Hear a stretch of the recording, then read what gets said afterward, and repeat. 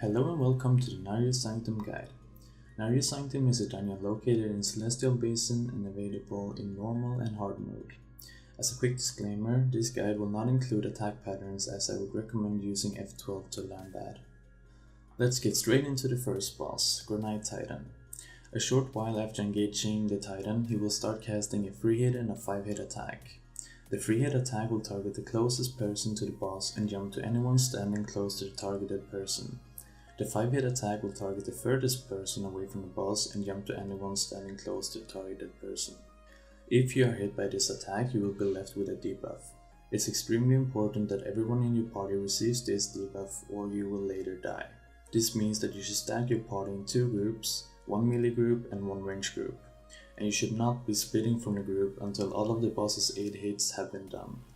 Note that if you have more than 3 melee players, one of them will have to move out to the range group for this mechanic. Once the boss reaches 90, 60 or 30% HP, he will jump to the middle, shield himself and summon Naryu guards. These guards are used to get rid of his shield. One of them he will throw towards one of the platforms located around the room. The other 3 guards will run towards your tank.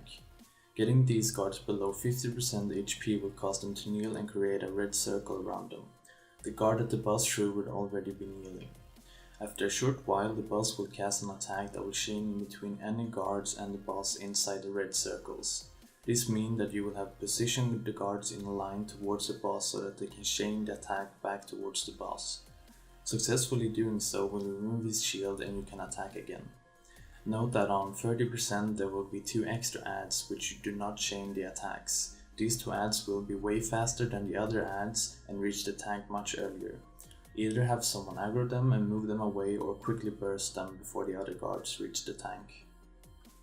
While this mechanic is ongoing, the boss will cast Hammer towards the most distant player. These hammers apply a knockback, so you don't want them interfering with positioning the adds. Hence have one of the players going to the other side of the room far away from the boss to bait the hammers. Once the mechanic is completed, the boss will start casting a devastating attack. Here you will need a debuff from his 3 or 5 hit attack or you will die. If your party has a lot of DPS, be careful not to reach 60 and 30% before the boss has started casting his 3 or 5 hit attack or you will be left without the debuff and you will die. And that would conclude the first boss. The second boss, Agony, only has one major mechanic. At 95, 65 and 30% HP, the boss will jump to the middle and activate the spears located around the room. He will then cast 2 attacks towards the most distant player, followed by a chain lightning that will bounce onto the 4 closest targets, spears included.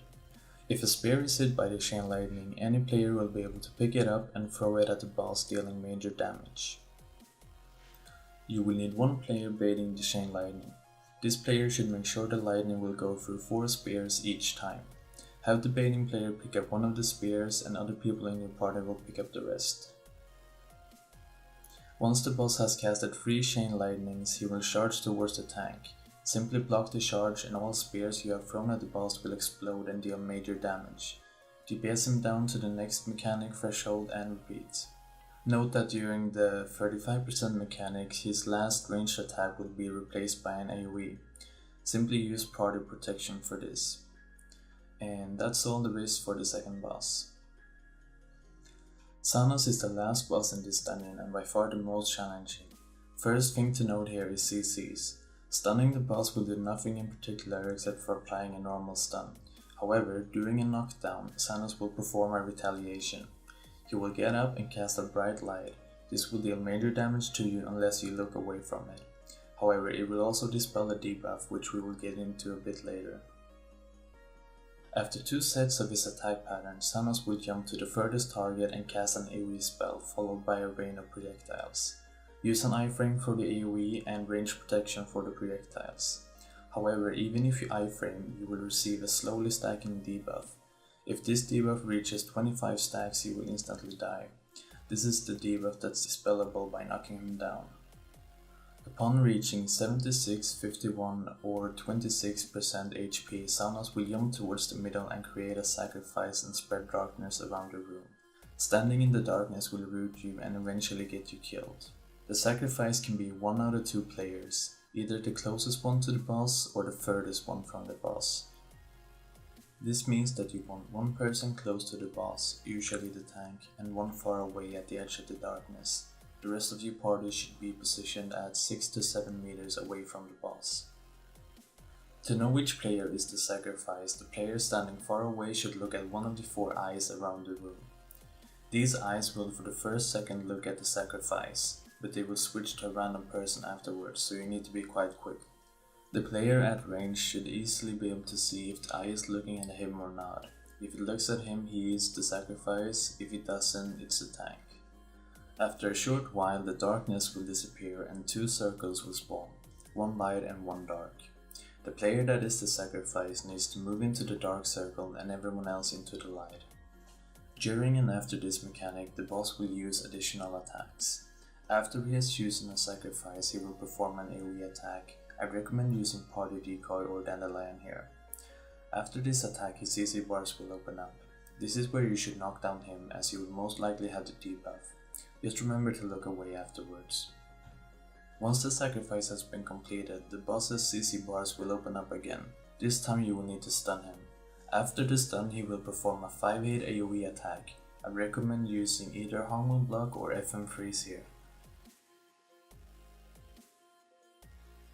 So, to sum it all up, the boss will jump to the middle, position yourself accordingly, iframe the AoE, knock him down, look away, run to the correct circle, stun the boss, and iframe the 5-hit AoE. As a last note, after 26%, Santos will perform this mechanic at random intervals. However, unless you have slow DPS, you shouldn't get more than 1 extra mechanic. And that will conclude this guide. I hope this has helped you out. If it didn't, please give this video a thumbs up and subscribe for future guides. Until next time, see ya.